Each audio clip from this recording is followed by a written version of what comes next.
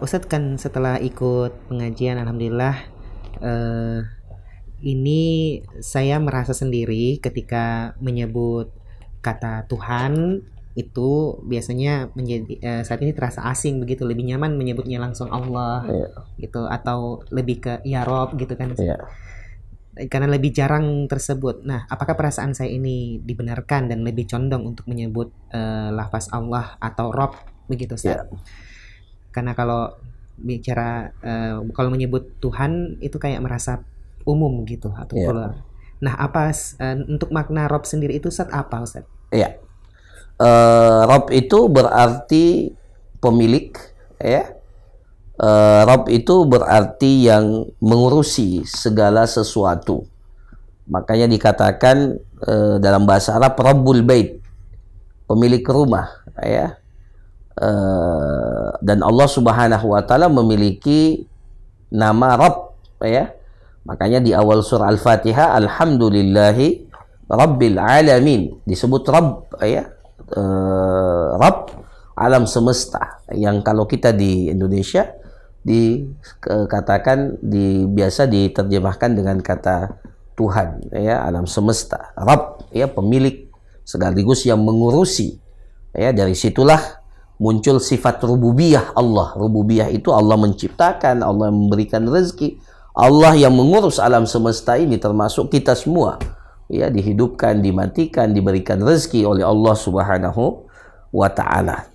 Maka ketika ada perasaan menyebut Rabb, Allah, ya, sebenarnya kaidah dalam manhaj Ahlussunnah wal Jamaah itu masuk dalam kaitannya dalam prinsip-prinsip akidah. Lafaz-lafaz syar'i itu memang sebaiknya harus digunakan, ya. Lafaz-lafaz syar'i, Allah, Rabb, itu kan lafaz-lafaz syar'i. Kata sholat, zakat, haji, itu semua adalah lafaz-lafaz syar'i, ya. Meskipun dia mengandung makna yang lain, tetapi ketika dia ditetapkan oleh syariat sebagai lafaz tertentu, apalagi lafzul jalalah, ya, Allah, ya, dan dengan segala nama dan sifat-sifat Allah semua yang mulia, itu adalah lafaz-lafaz syar'i. Maka seharusnya seorang muslim itu menggunakan itu, apalagi dalam bahasa kita itu sudah diakomodir, diserap dalam bahasa kita. Jadi bagi kita seharusnya kita tetap konsisten, ya. Maka sudah tepat apa yang dirasakan oleh penanya tadi ketika dia lebih tenang untuk menggunakan kata Rabb, kata Allah Subhanahu wa taala untuk mengungkapkan